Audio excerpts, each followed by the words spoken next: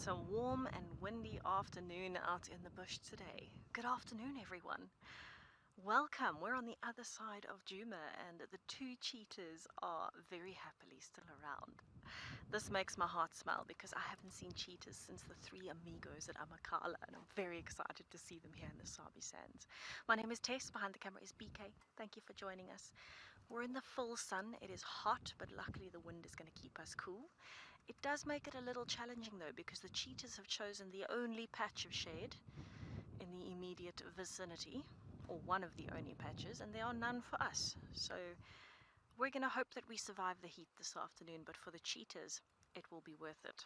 But I'm sure you can also see it makes it quite challenging for the camera, because everything else is in bright afternoon sun.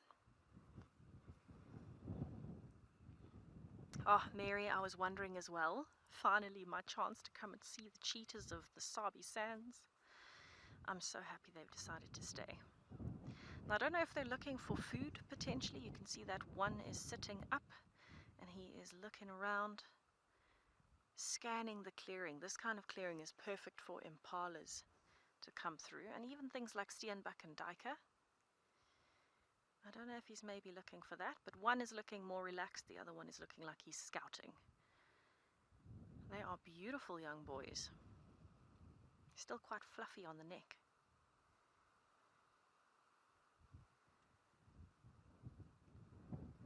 I did not think that I'd be spending my time here at Djuma with some very relaxed cheetahs.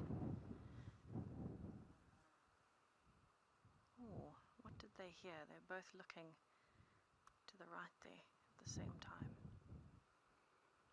The wind is probably making them a bit nervous. I do apologize if there is a lot of wind noise. It is so windy, it's gusting at the moment. You can see how much the cheetah's hair is blowing back out of their pretty faces, and the sea of grass moving around them in waves.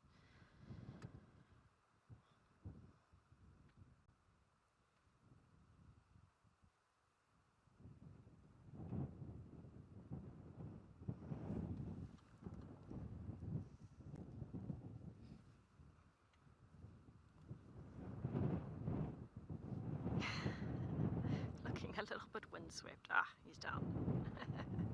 So actually, the only thing that I spotted when we drove past was the one had its head up, the other one was lying flat.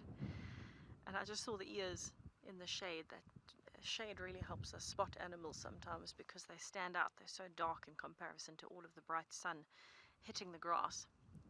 I saw the ears.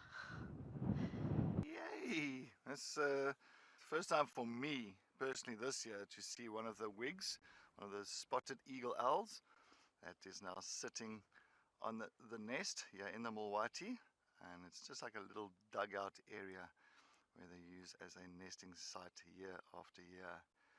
I'm not too sure if there's any eggs there or if there's nothing. Maybe there could be. She might be sitting on to incubate the eggs, maybe one or two eggs. I'm not too sure how many. I guess time will tell, and we can see how many eggs she's going to lay this year. But how beautiful is this to see a spotted eagle owl on a nest. So sometimes if she is incubating the eggs that side, what will happen, you'll find at night time usually the male will tend to fly around, look for any prey species, some food, and then he'll bring it back actually for the female. Help each other hand in hand, but for now it looks like the female. I'm just trying to say, I know that there's just above the left eye, there's the female and the male's got a different kind of little spots above the left eye. Yes, opening the left eye there now. You're talking about your left eye, and so I just want to double check on that. But I think this is a female.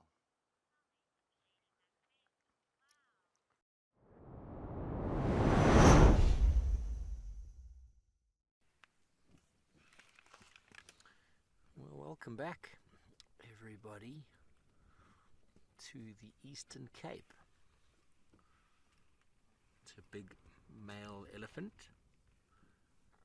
I think this morning James is comparing and showing everybody what the difference is between cheetahs and elephants, for those of you who don't always know. I'd love to have been party to that introduction because it's a tricky one sometimes to differentiate between the two. It must be the diet. Must be the diet that sets them apart. Now, we spent some time with the breeding herd yesterday, and it was wonderful to see them feeding on all of the succulents. Hello everybody, and welcome back to Amakhala, where we've gone over to the northern property called Carnarvondale, and we're doing a spot of plants. Now, this is a plant I've never been able to show you before because it doesn't occur up in the northern parts of South Africa. This is a plant known as renosterbos. Now you might wonder, what on earth are you saying, Steve? Renoster is rhino and bush is bush.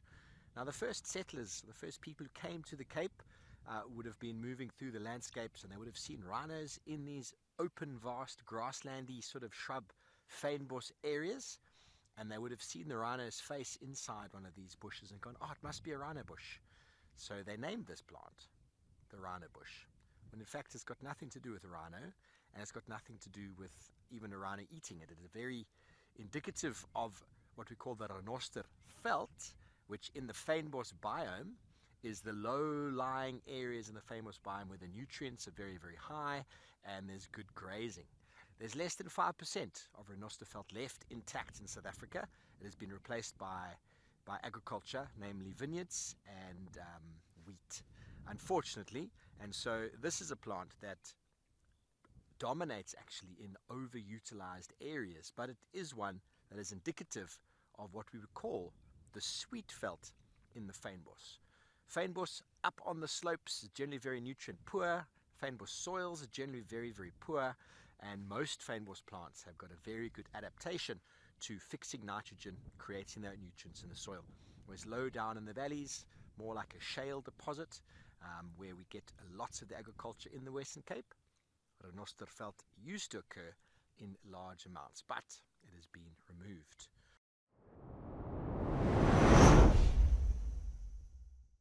It has been great, and well, I'm hoping that everybody had a fantastic sunset safari. And well, once again, I want to say thank you to everybody for all your comments and all the questions that you have sent through to us today. It kept us on our toes and on our feet.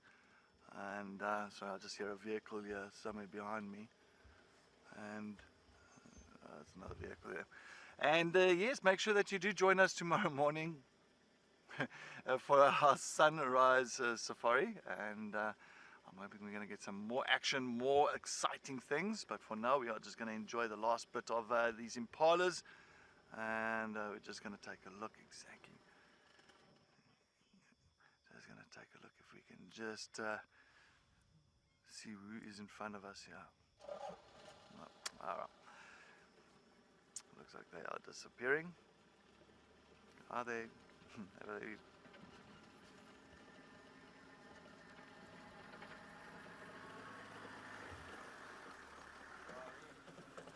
Alright.